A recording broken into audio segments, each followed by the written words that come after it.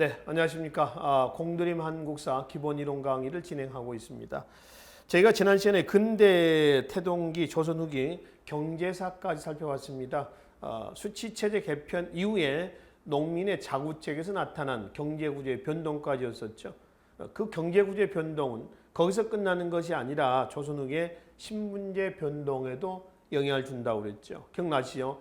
해서 나타난 조선 후기의 신문제도와 향촌구조의 변동, 그리고 조선의 사회의 모습, 이게 이제 우리가 이 시간에 정리할 내용이 되겠습니다. 교재는 467쪽에 조선 후기 사회구조 변동으로 넘어오시면 되겠습니다. 자, 여기 한번 봅시다. 이 사회구조 변동, 신문제 변동인데요. 이거는 신문제 변동만 보지 마시라고 그랬죠. 정치구조의 변동도 같이, 변동과 같이 묶어서 정리하시라고 했습니다.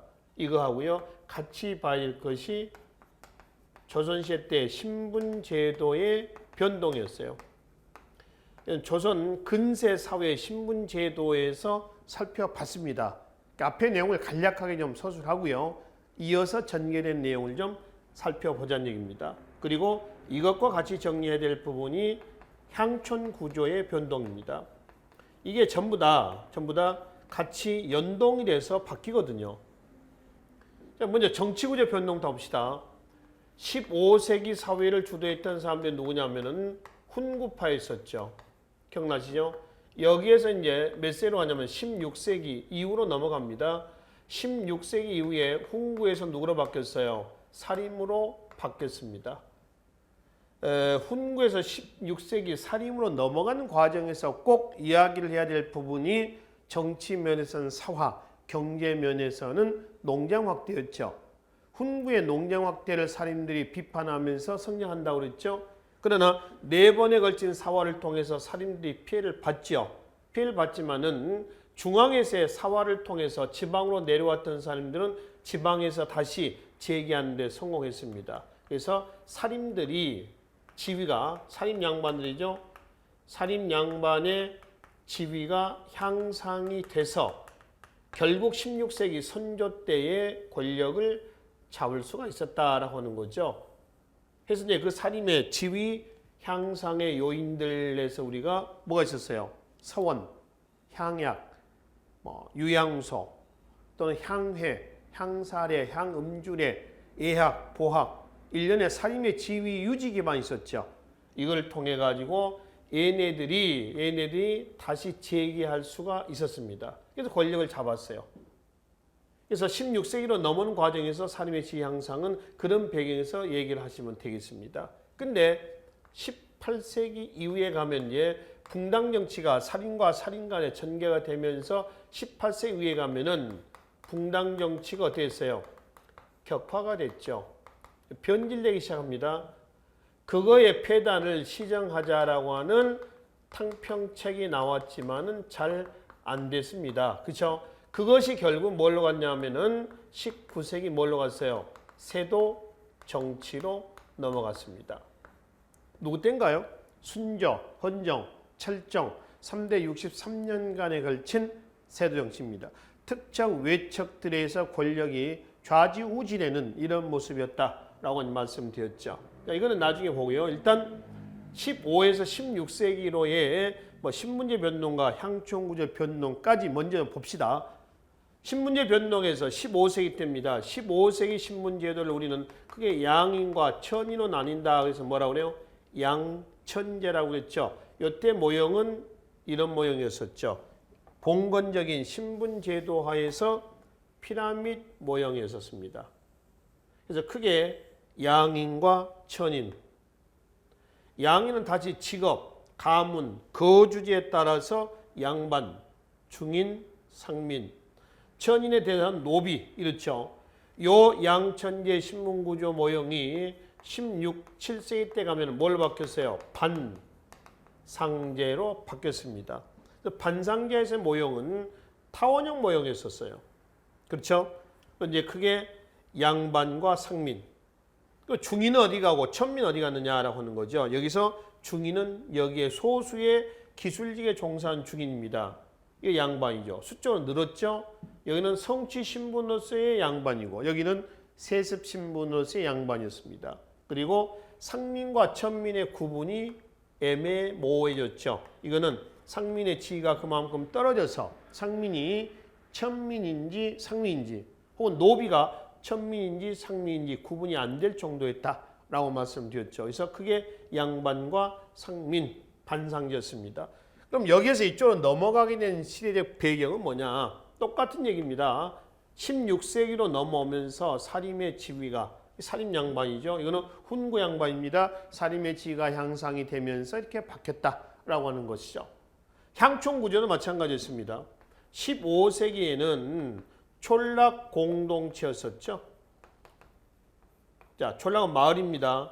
마을, 모여서 사는, 이거는 농경 문화와 관련이 돼 있었으며 농경 문화와 관련돼서 나타난 노동력 중시의 흔적입니다.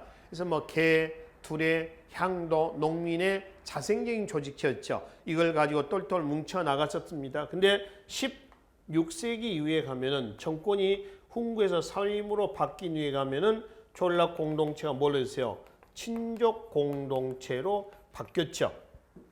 그래서 사림 양반들은 지내릴 문화가 아니면 다 이단음사다. 그래서 전부 배척을 합니다. 그래서 향도, 개, 두레를 이단음사로 배척하고 전부 다 뭘로? 향약으로 대체를 했었습니다. 우리나라 향약은 지역 단위 향약으로서 각 지역마다 향약의 덕목은 다르다. 그러나 공통된 덕목은 4대 덕목에서 뭐 애속상교, 덕업상권, 과실상규, 환난상휴를 했죠. 그 중에서 가장 중요시했던 것은 환난상휴였었습니다. 그렇죠. 그래서 이제 충분히 향도나 개, 두레 대신 향약으로 대체할 수가 있었다라고 하는 겁니다. 그러면 향촌 구조가 촌락 공동체에서 친족 공동체로 바뀌게 된 요인은 뭐냐라고 하는 거죠. 똑같죠? 16세기로 넘어오면서 중앙 정치권에서부터 시작해서 신분제도를 포함해서 시골 총구석까지 누구의 사림의 지위가 향상이 돼서 이 판이 만들어졌다라고 하는 겁니다. 이건 우리가 이미 근세 사회 때 말씀을 드렸던 내용이죠. 그럼 이제 요는 16세기에서 18세기로 넘어가면서 붕당 정치가 격화되고 변질되게 된 요인은 뭐냐라고 하는 겁니다. 여러 가지 요인이 있습니다. 간단하게 얘기를 하겠습니다. 사림의 이거는 지위가 어떻게 됐다는 거죠? 약화가 됐다. 그럼 왜 사림의 지위가 약화가 됐습니까? 라고 하면은 바로 사림의 조선 후기 정치, 경제, 사회 구조의 변동의 결과 얘네들의 지위가 약화가 되면서 결국 정치 또는 신분제도 또는 향촌 구조도 휘청거릴 거란 얘기입니다. 그래서 이제 정치 구조의 변동을 우리가 살펴봤으니까 그걸 토대로 해가지고 신분제 변동 내용만 이 시간에 정리를 좀 하자는 겁니다. 그래서 18세기 신분제도가 동요가 됐습니다. 결론부터 얘기할까요? 반상제가 왜 동요가 됐습니까? 라고 하면 똑같이 사림의 지위가 꺾였습니다. 그래서 이제 신분제도가 동요가 됐는데 이때 신분제도 모형은 이런 모형이 나오는 거죠. 맨 위에 양반, 중인, 상민, 천민이었습니다. 여기서 누구만 들었어요? 양반만 들었습니다. 물론 양반이 는 이유 중에 자연 증가도 있죠. 밑에서 위로 올라가기도 했겠지만은 자연 증가도 있습니다. 양반끼리 혼인해서 자식을 낳는 경우죠. 중인, 감소입니다. 상민, 감소입니다. 천민, 감소입니다. 그렇죠? 그래서 이제 마지막 천민이 어디로 가나요? 상민으로 올라가죠. 상민이 다시 양반으로 갑니다. 중인이 또 양반으로 올라갑니다. 결국 그래서 양반만 늘고 나머지는 줄어든 이런 모습이에요. 자, 이게 표를 하나만 잠깐 보고 갈까요? 471쪽에 보시면은 대구 호적과 울산 호적에 보면 양반과 상민과 노비호가 나와 있어요. 전체 이런 모습을 보여주고 있습니다. 이거는 꼭 울산이라든가 요 지역만 대구만 얘기하는 게 아니라 19세기, 18세기 후반 이후에 보편적인 현상으로 우리가 보고 있습니다. 그럼 여기서 천민이 상민으로 올라가는 방법은 뭐가 있느냐? 밑에서부터 한번 훑어봅시다. 우리가 올라가는 방법, 군공이 있습니다. 조선 후에 지방군, 소고군 편성이 있었죠. 양천 혼성군이었죠. 양반은 빠졌지만은 그래서 상민과 천민들이 군공을 통해서 신분 상승을 도모했다 이거예요. 또 공로비 해방이 있습니다. 순조 즉위하자마자 약 6만여 명에 해당하는 공로비를 풀어줍니다. 산업비는 가보격됩니다. 그래서 국가 재정의 인적 기반이었던 상민의 숫자를 늘리려고 했었던 이유가 되는 것이죠. 또 도망도 있습니다. 가장 손쉬운 방법은 도망이었을 겁니다. 그래서 도망이죠. 그러니까 국가가 그만큼 얘네들의 통제력을 상실했다는 그런 의미이기도 합니다. 그러면 상민이 늘어나야 되겠죠. 근데 왜 줄어드냐 이거죠. 상민이 줄어든 것은 국가 재정에 온갖 부담을 다 지는 계층들이 상민이고 싶어 하겠습니까? 그래서 여러 가지 방법을 통해서 올라가는 거죠. 특히 얘네들이 양반이 되고 싶어 하는 이유는 두 가지입니다. 군역 문란하고요. 또 하나는 향촌에서 지위를 유지하자는 겁니다. 향촌에서 지위를 한다면 이제 향촌 사회에서 다시 보기로 하겠습니다. 그래서 그 두 가지가 일단 상민에서 양반으로 올라가려고 했었던 이유예요. 그럼 상민이 양반으로 올라가는 방법이 뭐가 있냐면 광작, 농업에서 광작 기억나시죠? 그 다음에 도고, 상업에 있어서 도고입니다. 물주죠. 그래서 이제 농업과 상업에 있어서의 광작과 도고의 결과 경제적인 부를 축적을 해서 양반과 뭐를 해요? 혼인을 합니다. 양반 혼인. 또 양반 족보를 사기도 하고 위조하기도 합니다. 족보 위조 내지 족보의 매매. 그렇죠? 또 납속책도 있죠. 납속책하고 항상 따라다니는 용어가 공명첩이에요. 이름이 비어있는 장부다 해서 공명첩라고 일합니다. 그래서 이거는 합법적인 신분 상승 방법입니다. 곡식을 갖다 바치면은 갖다 바친 양에 해당하는 이름을 써서 주는 겁니다. 교재 469쪽에 보충해 봅시다. 옆에 공명첩에서 교지해가지고 앞에 한 줄은 비어 있죠. 맨 밑에 위 있습니다. 그리고 이제 관직이 써져 있죠. 거기서 이제 관직을 곡식을 갖다 바치는 양에 따라서 이름 써주는 겁니다. 이건 합법적인 신분 상승 방법으로 해석하시면 된다는 겁니다. 납속책, 공명첩도 있고요. 또 유생사칭이 있습니다. 유생사칭은 사기치고 다니는 거죠. 예를 들어서 어제까지 지게지고 다니는 녀석이 오늘 갓 쓰고 덮어 있고 나 유생이다 하면서 폼 잡고 다니는 겁니다. 옆에 이제 뭐 경전 책 하나 끼고 이렇게 폼 잡고 다니는 겁니다. 책을 볼 때는 거꾸로도 봤다가 옆으로도 놓고 봤다가 바르게도 봤다가 이렇게 봅니다. 왜 그러냐면은 글을 모르니까 이게 앞인지 뒤인지 구분을 못해요.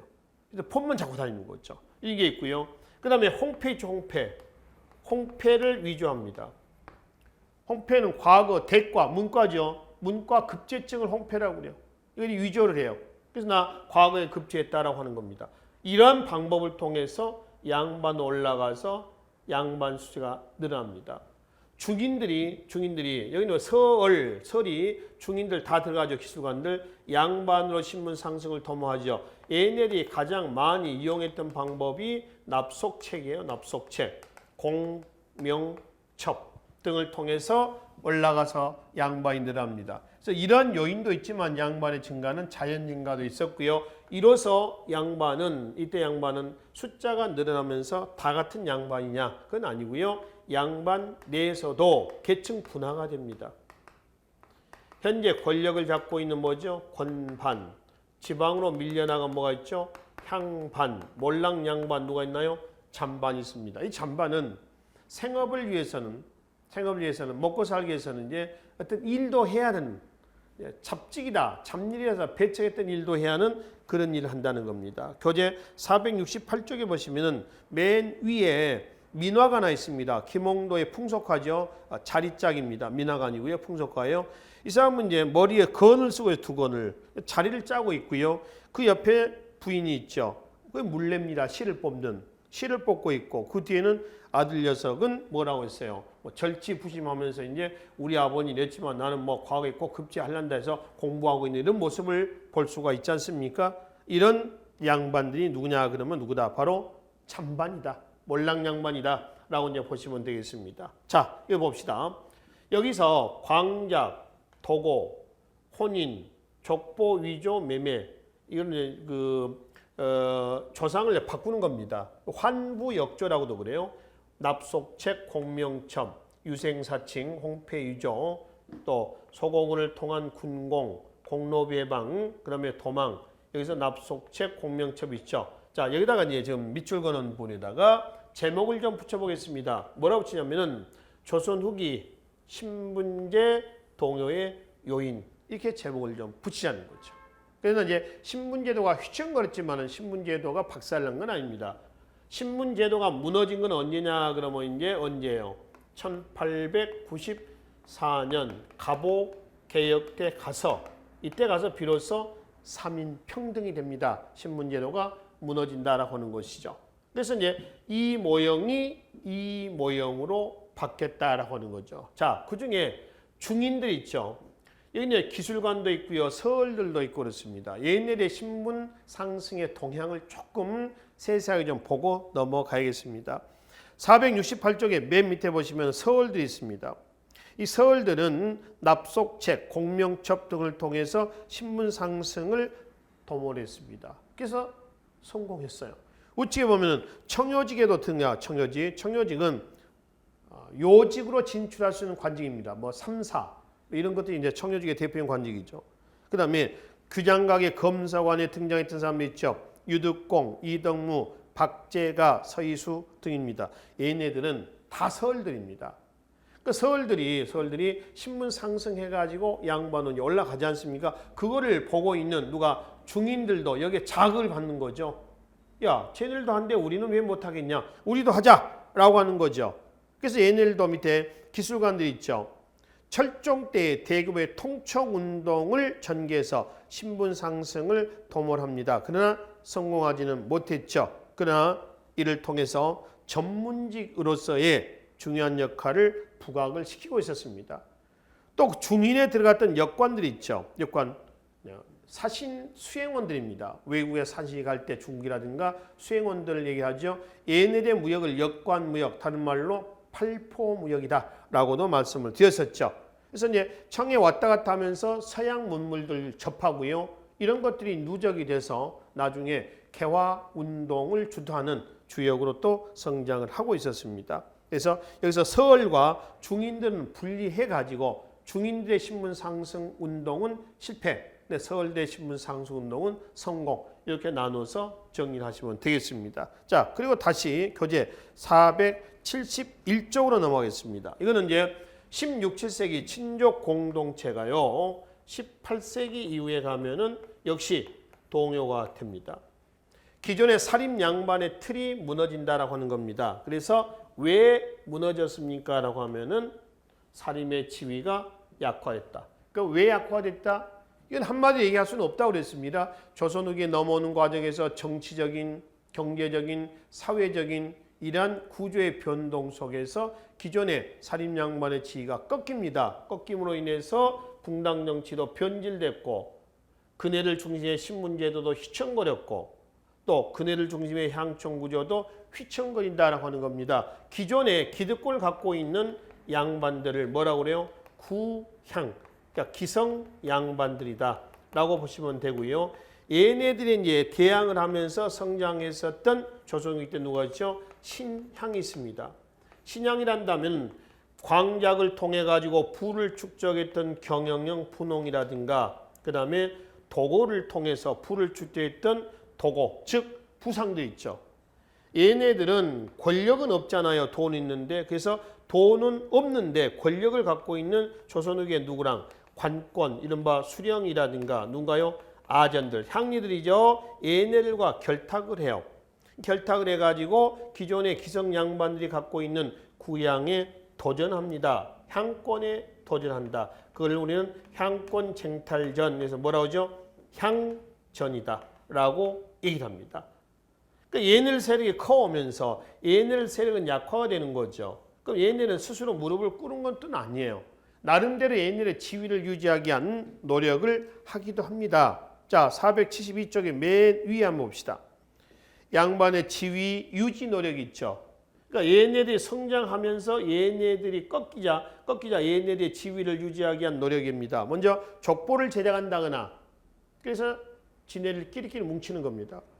청금록, 향안을 중시한다거나 청금록은 서원에 소속된 양반의 명단이죠. 향안은 향촌에 살고 있는 양반의 명단을 향안이라고 그래요. 또 동약, 족계, 동약은 마을에 귀약을 만들어 놓고 족계는 가족끼리 양반끼리 계를 만드는 거야. 그러니까 굉장히 폐쇄적인 집단으로 똘똘 뭉쳐 나가겠다는 겁니다. 그래서 얘네들 위축되고 있는 휘청거리고 있는 얘네들 중심의 세력을 돈독히 하려고 했었습니다. 근데 잘 되지는 않았습니다. 특히 향전으로 인해서 향전은 그러니까 구양과 신양, 관권과 결탁했던 구양과 향권 쟁탈입니다. 향전에서 고래 싸움에 새우 등 터질 거 아닙니까? 농민들만 결국 어떻게 해요? 피해를 입습니다. 근데 농민들은 향전 속에서의 피해만은 아니고요. 바로 세도 정치 있죠. 세도 정치로 인해서 농민과 관련된 것은 뭐냐면은 삼정문란이에요.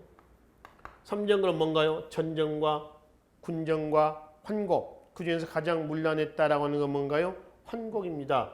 그래서 삼정문란으로 인한 농민들의 삶은 굉장히 팍팍했을 거예요. 이런 상황에서 농민들은 지배층에 이제 저항을 하는 겁니다. 그 저항하는 방법이 소극적인 방법도 있고요. 좀 적극적인 방법도 있습니다. 소청, 벽사 같은 경우는 좀 소극적인 방법이죠. 그런데 밀란 같은 경우는 어때요? 좀 적극적인 방법이 되겠습니다. 도망하고 유망하고 피역하고 하는 것은 소극적인 방법이고 소청, 벽사, 밀란은 좀 그것보다 강도가 높은 적극적인 방법이었을 거예요. 그러면 얘네들이 저항할 수 있었다라고 하는 것은 얘네들의 의식이 그만큼 어땠다는 거야? 신장이 됐다는 겁니다. 그렇지? 이런 거 아니겠습니까? 조선 후기를 말고요. 예를 들어서 무신정변을 가봅시다. 고려시대 때. 무신정변으로 인해서 무신들이 문벌 귀족 사이에 도전을 한 거죠. 반기를 든 거죠. 그러나 숙문 천무에서 무조건 무신이 반기를 든 것은 아니거든요. 그렇죠? 그럼 어때요? 무신들이 도전할 수 있을 만큼 무신의 지위가 향상이 된 겁니다. 같은 거 아닙니까? 그러니까 거란과 여진의 침략을 격퇴하는 과정에서 무신의 지위가 향상이 됐다는 것이 무신정변이 일어날 수 있는 원동력이듯이 마찬가지 조선 후기 때에 농민들이 지배층에 저항할 수 있는 밀란이라든가 뭐 이런 것들을 일으킬 수 있었다라고 하는 것은 얘네들이 그만큼 먹고 살만해졌다는 겁니다. 사회 경제적으로 의식이 신장이 됐다는 것을 얘기한다는 거죠. 이해되시죠? 이런 의미로 보시면 됩니다. 그러면 민중의 농민의 의식 신장에 영향을 준 것이 뭐냐? 이 단원에서 우선은 뭐가 있냐면은 천주교와 동학이 있습니다. 천주교 동학은 지배층의 가치가 나오는 정면 배치가 된 거죠. 그러니까 탄압을 받았겠지. 그렇지? 그러나 민중들 입장에서는 뭔가 공감대를 형성할 수 있는 사상들이었거든요. 그러니까 이런 것들 토대로 해가지고 지배층에 도전할 수 있었다. 그것이 이제 결국 진주밀란을 시작으로 전국적으로 확산된 임술밀란으로까지 확산이 됐습니다. 조선 후기 사회는 치료 단계는 넘어선 것 같아요. 그렇죠? 우리가 보면은 그 청산 단계입니다. 그런 배경에서 누가 등장하죠? 흥선대원군이 등장하죠. 그래서 민생 안정책에서 삼정문란을 수습하기 위한 여러 가지 책들을 강구를 하고 있었다라고 하는 겁니다. 이해되시죠? 자, 이런 과정입니다. 그래서 전체적으로 조선 후기에 정치구조 변동과 신분제 변동과 향촌구조 변동은 같이 묶어서 이렇게 보시면 됩니다. 그러면 결론 좀 보겠습니다. 자, 이러한 이제 정치, 신분제도 향촌구조 변동 속에서 조선 후기 사회는 어떻게 했어요? 안정해요? 불안정해요?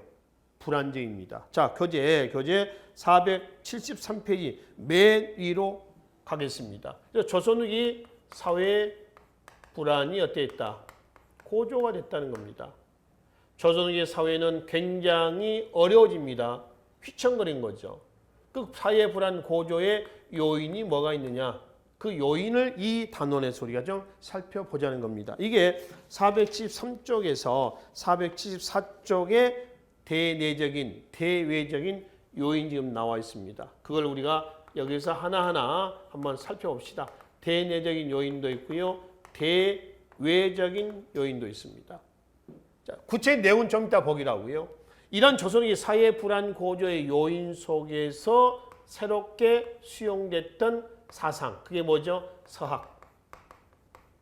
서학은 천주교 얘기합니다. 서양의 학문이다. 그래서 서학이라고 그래요. 이거는 우리나라의 종교로 들어온 게 아니라 학문으로 들어와서 그렇습니다. 그래서 이제 교세가 확산되면서 거기에 따른 반발이 뭐가 나오죠? 동양의 학문이다. 그래서 동학이 1860년 경주 잔반 체제후에서 나왔습니다. 그래서 서학과 동학은 지배층의 가치관하고는 거리가 먼 내용이라고 그랬습니다. 그렇죠? 이거는 피지배층 민중들하고 뭔가의 공감대를 형성을 했던 새로운 사상이죠. 하여튼 얘네들의 의식신장에 영향을 준 거죠. 그래서 이것들을 전제를 해서 민중들이 지배층에 소극적이고 또 좀 적극적으로 저항할 수 있는 토대가 됐다라고 하는 것이죠. 그렇죠?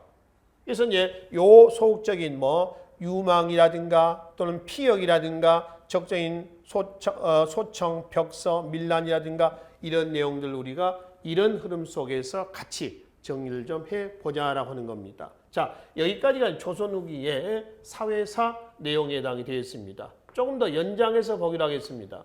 이러한 사회 구조의 변동 속에서 조선 왕조의 지배 이데올로기가 뭐예요? 성리학이죠. 과연 성리학은 어떤 위치에 있었을까요?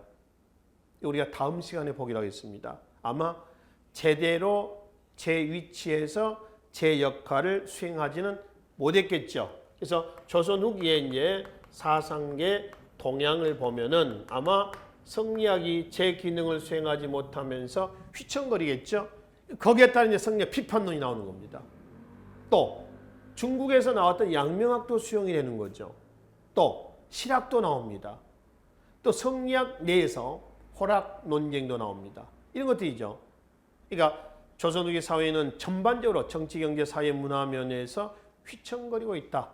이렇게 보시고 휘청거린다는 얘기는 지배층 중심의 체제가 휘청거리고 있다. 이런 의미가 되는 거죠. 거꾸로 보면은 근대 사회로 여러모로 바짝 진일보하고 진입하고 있는 그런 시기였다라고 이해를 하시면 되겠습니다. 자, 그럼 먼저 돌아와서 정치, 사회 신문제도 향촌구조 변동 속에서 나타난 조선 후기 사회는 불안했겠죠. 그 불안하게 된 요인은 뭐가 있냐? 안으로 밖으로 요인의 안으로 요인부터 한번 보겠습니다. 먼저 신문제 동요입니다. 이걸 지금 얘기하겠죠.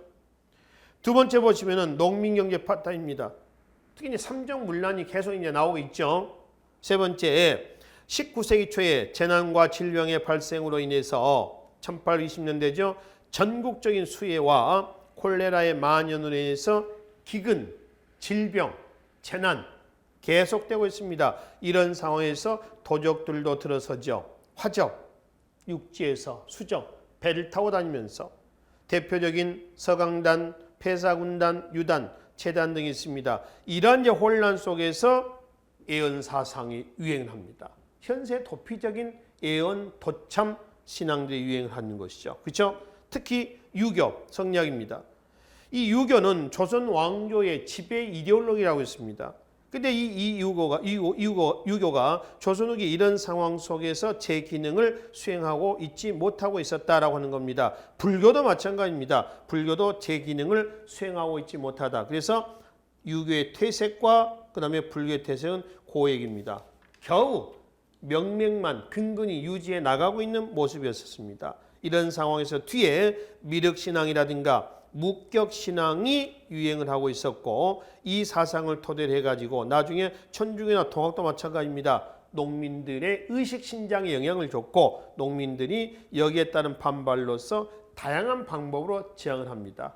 소청, 벽서, 피역 또는 거기 항조, 거세. 항조는 조세장이고요. 지주한테 하는 겁니다. 그 다음에 거세는 세금 납부 거부예요. 이거는 국가에다 하는 겁니다. 이런 농민들의 저항도 있었고 밖으로는 이양선 또 천주교 지금 보겠죠? 천주교 확산도 사회 불안의 고조 요인입니다. 즉 이양선이라고 하는 것은 지금까지 밴 돛을 달고 있었습니다. 근데 산업혁명 후에 증기기관이 나와요. 그러니까 돛이었고요. 기관으로 가는 겁니다. 프로펠러로 가는 거예요. 그렇죠? 그래서 이제 이런 서양의 배, 모양이 다른 배에서 옛날 배하고 다르다라는 의미에서 달을 이자를 써서 이양선이라고 얘기합니다. 이 이양선은 18세기 때 탐험을 목적으로 들어오다가 통상이라든가 그 다음에 19세기에 들어오면은 어떤 목적이요? 제국주의 사조에 편승해서 본격적으로 이제 침략의 목적으로 막 들어온단 말이에요. 우리나라에 참고로 최초로 들어왔었던 외국 배가 1832년 영국의 로드 아머스투어라는 배가 서해안에 들어와서 통상을 요구한 것이 시초가 됩니다. 참고로 1832년이면 순조 때가 여기에 해당이 된다라고 보시면 되겠습니다. 일련의 이런 것들이 안으로 밖으로의 사회 불안의 고조입니다. 그러니 세도 정치로 인한 삼정문란, 향촌에서는 계속된 향전으로 인한 농민 경제 피폐, 안으로 밖으로 인한 사회 불안, 이런 걸로 인해서 조선 후기 사회는 겨우 얼음 위를 걷는 이런 정도였습니다.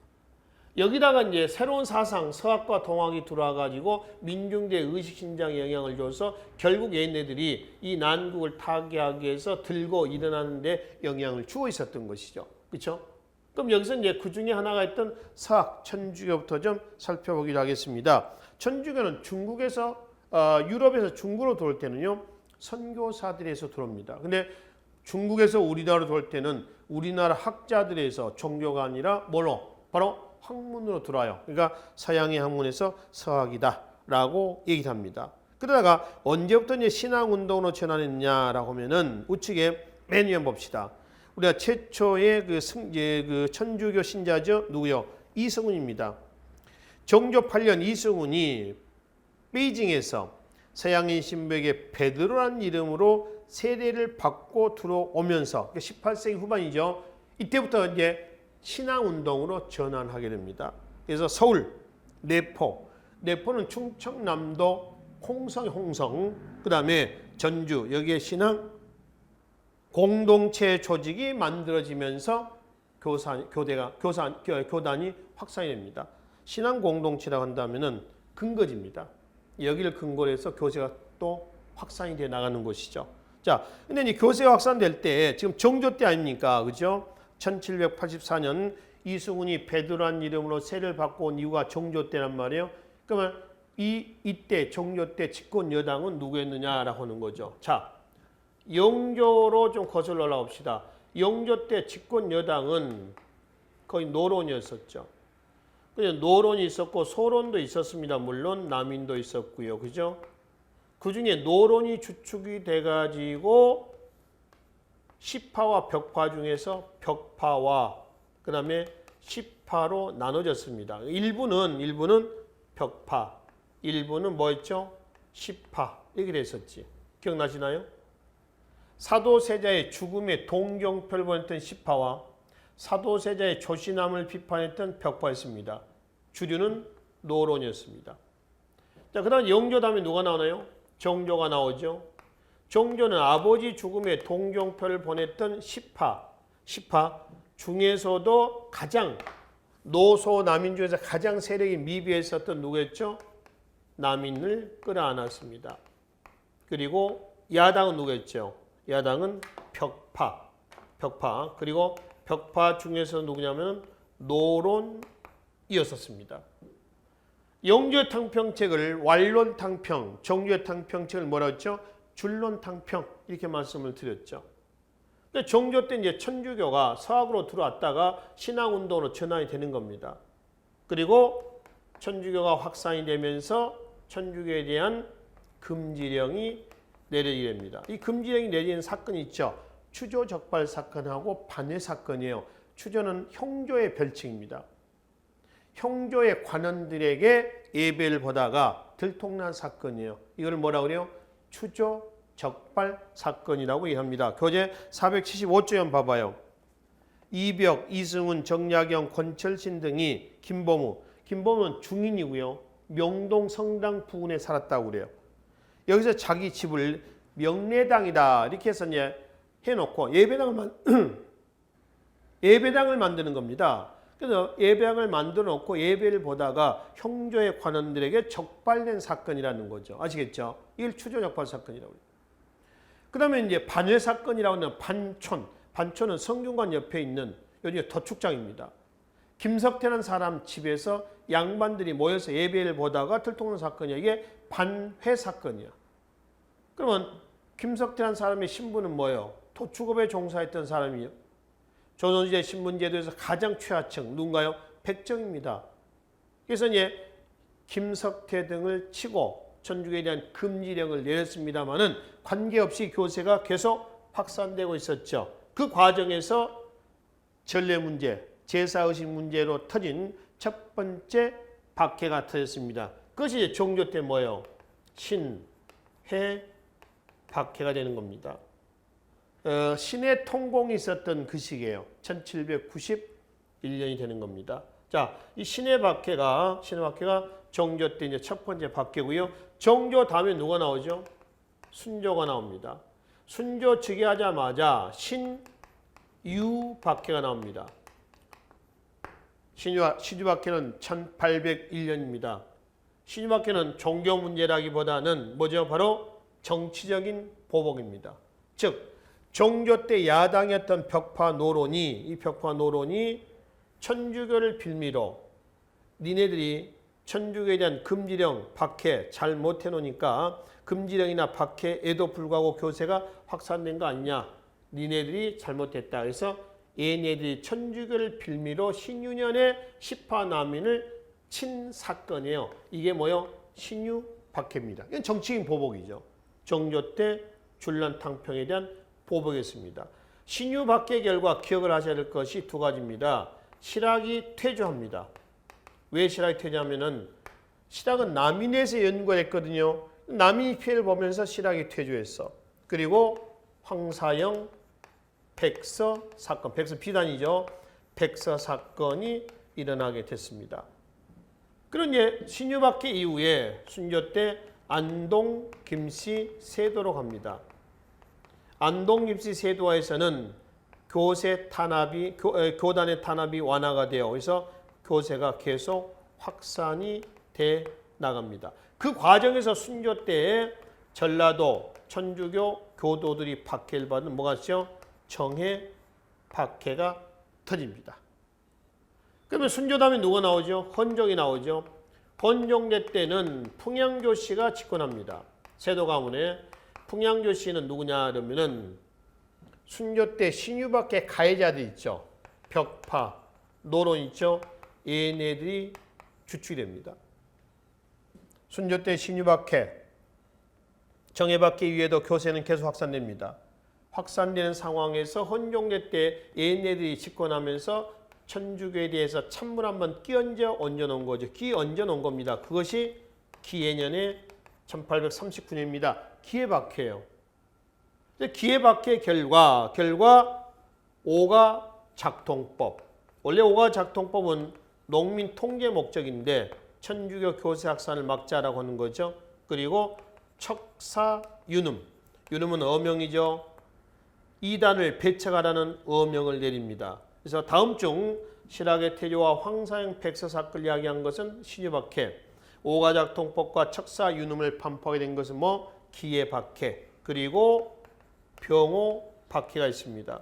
1846년의 병호박해는 이거는 김대근 신부의 순교 사건이다. 이렇게 기억을 좀 해두세요. 그러니 헌종 다음에 누가 나오나요? 철종이 나옵니다.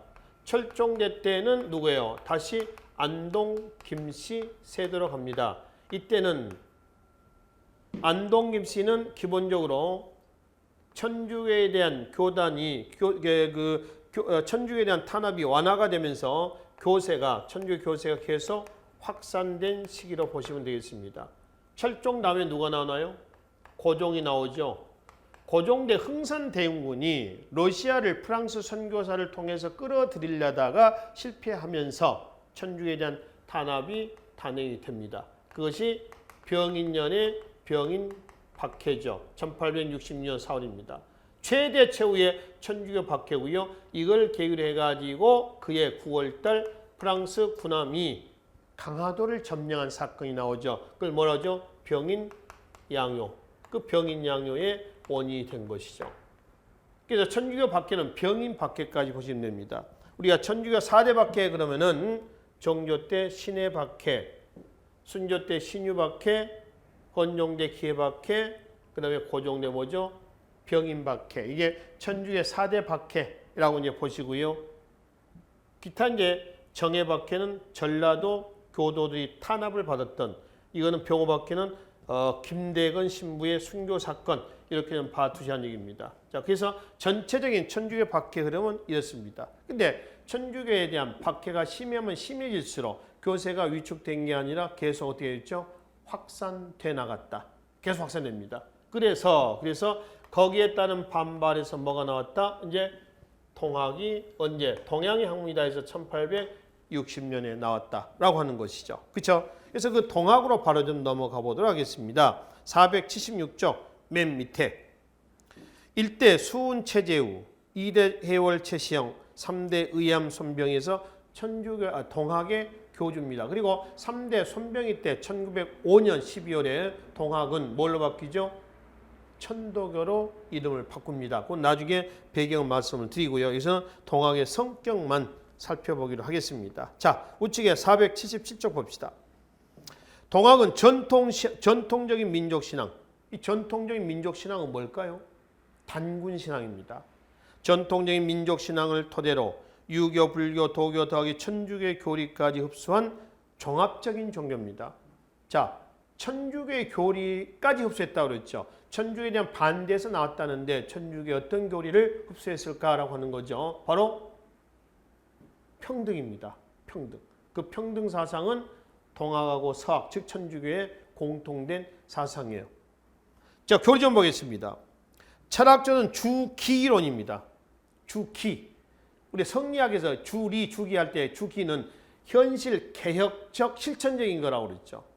그것이 이의의 10만양명설이라든가 또는 대공수미법의 개혁적인 주장으로 나왔다고 그랬죠. 그래서 동학은 철학적으로 주리론에 가깝다. O야 X야, X다. 주기론에 가깝다. 종교적으로는 샤머니즘적이며 도교적이다. 샤머니즘적, 즉 미신적이다. 왜? 부적을 중시합니다. 그래서 미신적이다. 왜 또 도교적이냐 그러면 주술을 중시해요. 동학은. 주술은 거기 나와 있죠. 궁궁을을이라고 써진 바로 부적을 애우는 겁니다.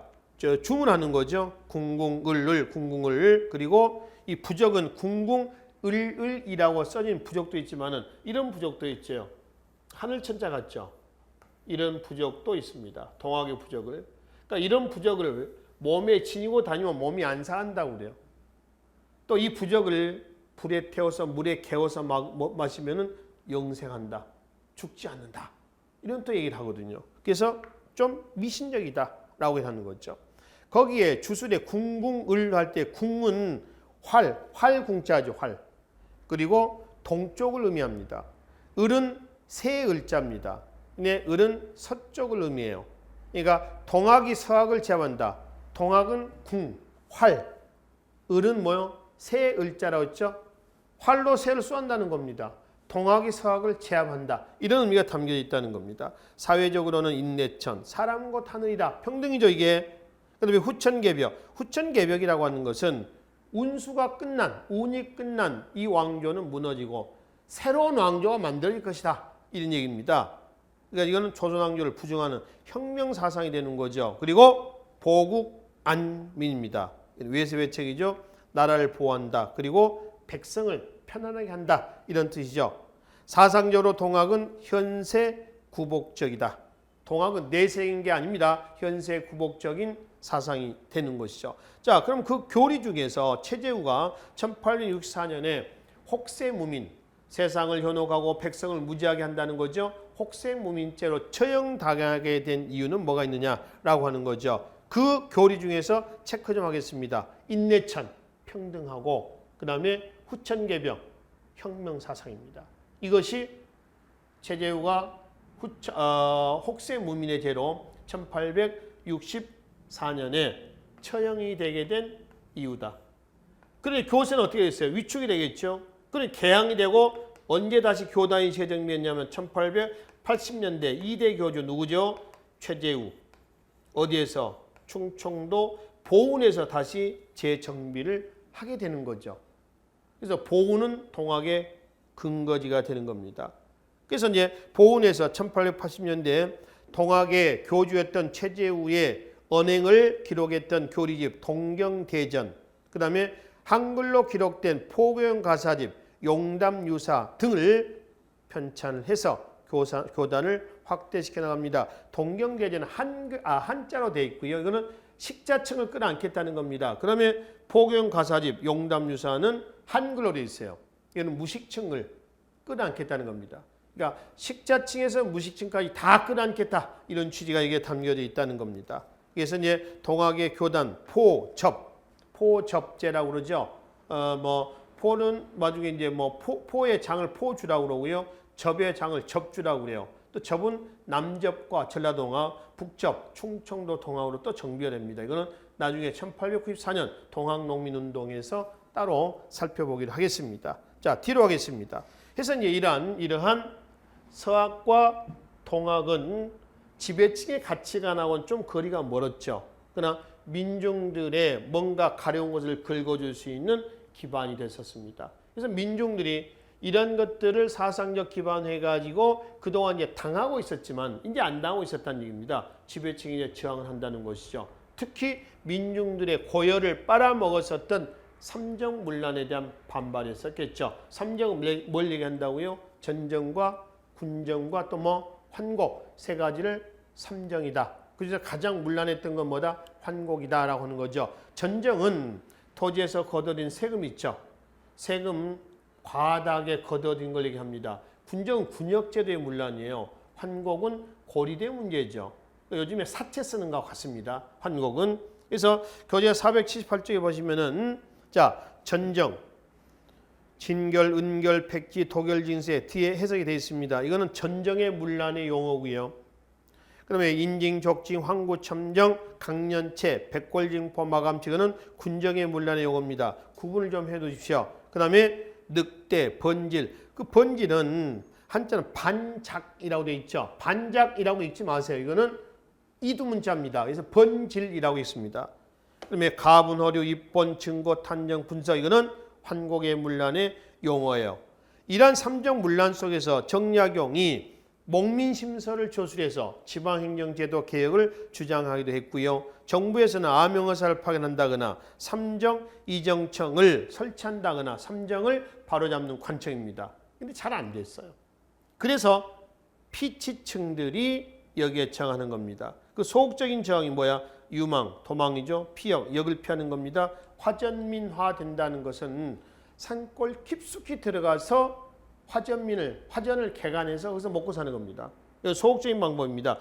좀 적극적인 방법은 소청, 글 올리는 거죠. 벽서, 괴서 또는 방서라고도 그래요. 대자보입니다. 대자보. 와언은 유언비어를 유포하는 거고요. 산호는 산 꼭대기에 올라가서 막 소리치는 겁니다.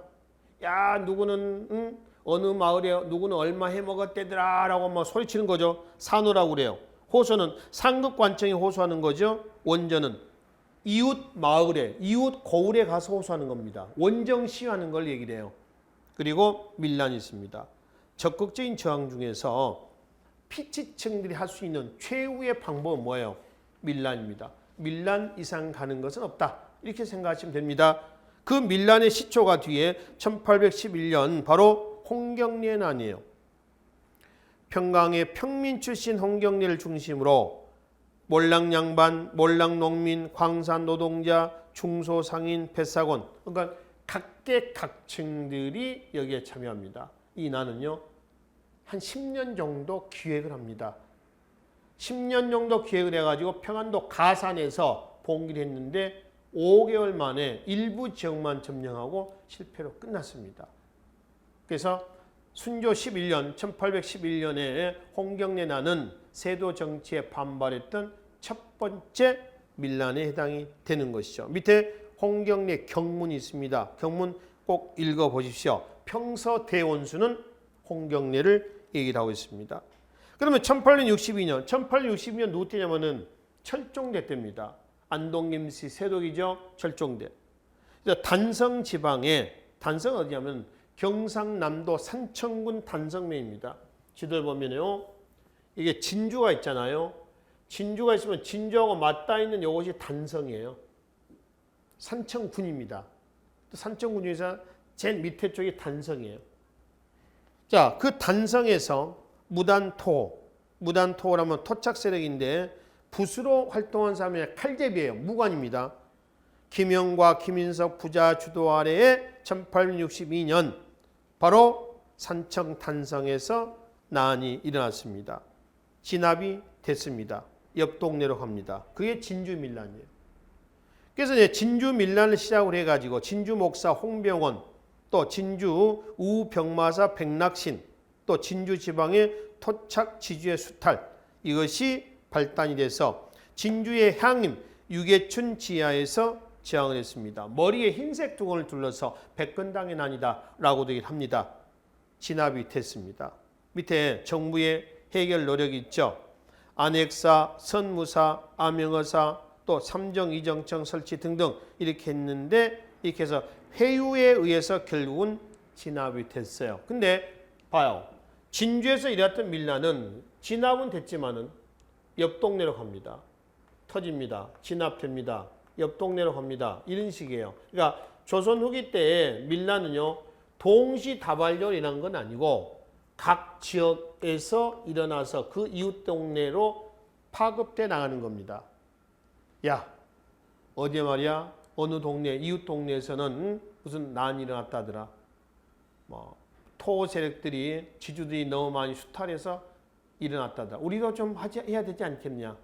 소리 소문을 듣고 이제 일어나는 겁니다. 진압이 돼요. 또 옆으로 갑니다. 계속 반복이 되는 거죠. 확산되는 겁니다. 그래서 이때의 밀란은 1862년 이때 거국적으로 다 연합한 건 아닙니다만은 이때 이 1862년이라고는 무슨 년이죠? 임술년입니다. 전국적으로 확산이 납니다. 이때 밀란을 통합해서 뭐라고 그래요? 임술밀란이라고 그래요. 아시겠죠? 그러니까 지도에서 보시면 왼쪽에 480쪽의 지도에 보십시다. 주로 삼남 지방을 중심으로 해서 전국적으로 확산되고 있었다라고 하는 겁니다. 여기에다가 나중에 동학이라고 하는 휘발유가 뿌려지는 겁니다. 그래서 이제 1894년 2월 달에 뭘로 나오는 거예요? 동학 농민운동으로 폭발한다라고 하는 거죠. 반봉건 반에서의 기치를 내세우면서. 그렇죠? 그래서 이제 조선 후기 사회구조 변동에서 여기 임술 농민봉기, 소위 진주 밀란 요 부분까지가 조선 후기 사회사 내용에 해당이 되겠습니다. 그래서 지난 시간에 이어서 정리한 경제구조의 변동의 결과 나타난 신분제 변동과 그리고 신분제 변동 속에서 나타나서 조선 후기 사회 불안이 고조가 된 내용들, 그리고 그 속에서 등장했던 천주교, 거기에 따른 반발이 나왔던 동학을 토대로 해서 일어났던 밀란 부분까지가 이 단원의 주요 내용에 해당이 되겠습니다. 자, 그러면 이제 정치, 경제, 사회 구조의 휘청거리는 모습을 우리가 지난 시간부터 계속 정리를 하고 있는 겁니다. 마지막 하나가 뭐라고 그랬어요? 조선의 사상의 동향입니다. 성리학이라고 하는 조선왕조의 지배 이데올로기가 과연 이러한 정치, 경제, 사회 혼란 속에서 어떤 위치에 있었을까라고 하는 거죠. 아마 서두에서 말씀드린 대로 제 위치에 있지는 못했을 것이다.